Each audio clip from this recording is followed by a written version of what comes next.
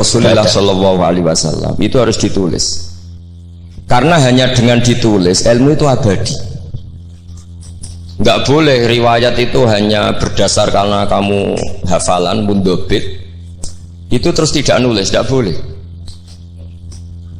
Kita itu punya pengalaman buruk dan itu eman betul. Gini ku fiqhul Les bin Sa'ad.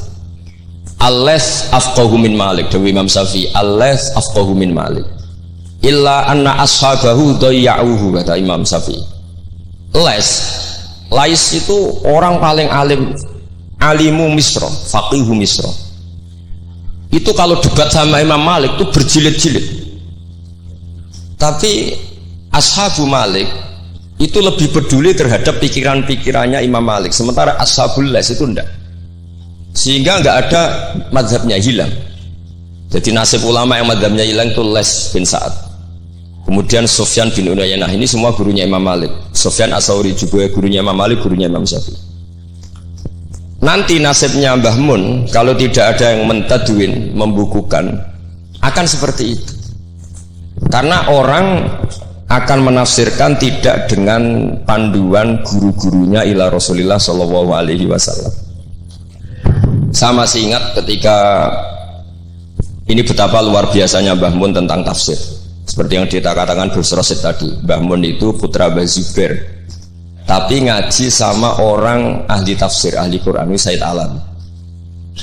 Sehingga Habib Salim Asy-Syatiri itu punya karangan ya tentang tafsir, namanya An-Nafahat Al-Haramiyah atau Al-Fawaid Asy-Syatiriyah. Kalau gadah kitab sekitar 2 jilid. Mbah Mun itu dulu ngajar kita Faidul Khobir fi ulumil Quran, fi ulumit tafsir. Rian ngajar seminggu 2 kali di MGS.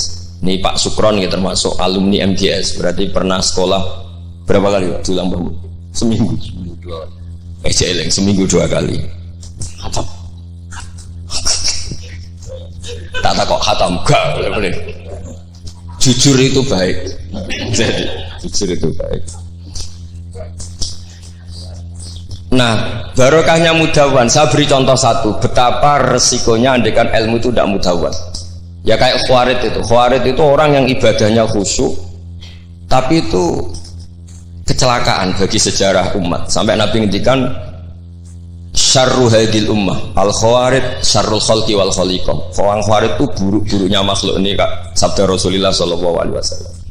Karena orang Khawarid itu menganalisis nubuah itu dengan pikirannya sendiri, bukan dengan pikiran sing mudawan musalsal ila Rasulullah Shallallahu Alaihi Wasallam. Saya beri contoh yang paling gampang. Ketika Nabi Fathu Mekah itu kan corong Jawa kudune kaul itu semangat tawaf. Tapi Nabi unik, semua sahabat itu tawafu mus'atan, semua tawaf secara jalan kaki. Padahal kayak apa kita diusir dari Mekah, kayak apa kita meninggalkan Mekah secara tidak terhormat. Mestinya Fathu Mekah yang diperjuangkan mati-matian itu menjadikan hal yang luar biasa.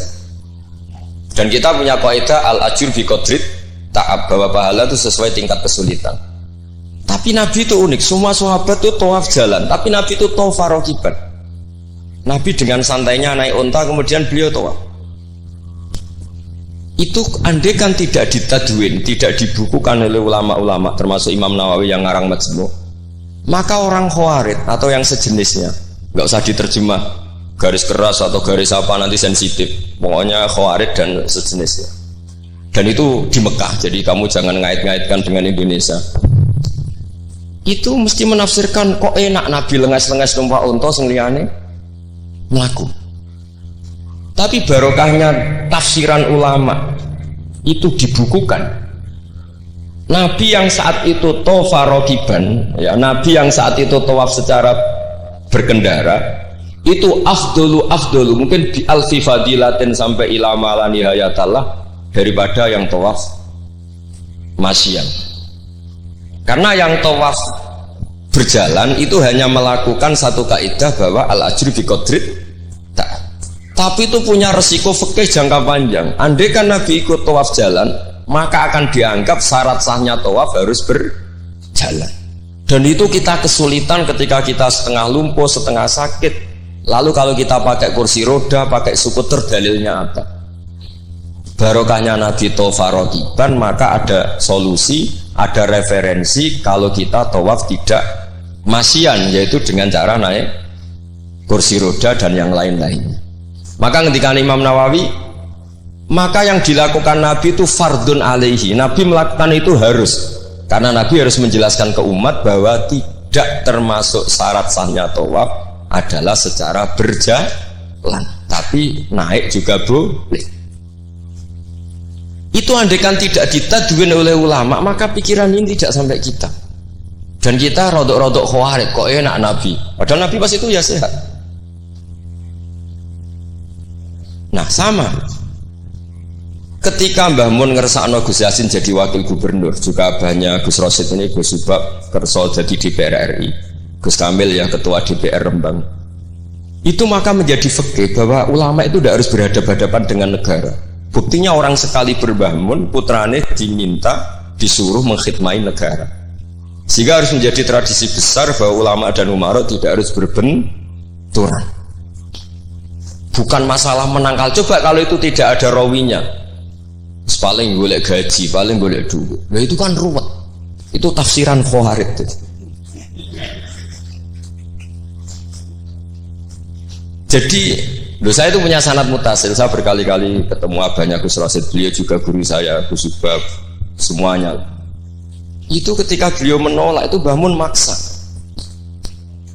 Gus Kamil dulu pertama disuruh jadi DPR ya menolak, sampai pernah transit di dalam saya di Jogja itu 3 hari. Dan Mbah Mun akhirnya sampai duka harus mau. Tapi lama-lama kita tahu bahwa beliau ingin menyelamatkan Indonesia, bahwa Indonesia nggak perlu dipertentangkan antara ulama dan umat.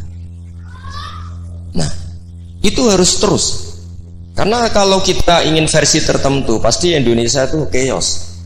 Chaos itu ya chaos lah. Huru hara. Kalau huru hara terjadi safkud dima, pengaliran darah. Yang dosa kita. Makanya Mbah Mun sering cerita ke kita. Saya tidak pernah bilang saya, ke kita. Semua santrinya levelnya sama, karena sama-sama dengar. Bedanya lali mbak eling ini gitu. Ambek paham sama tidak paham. Itu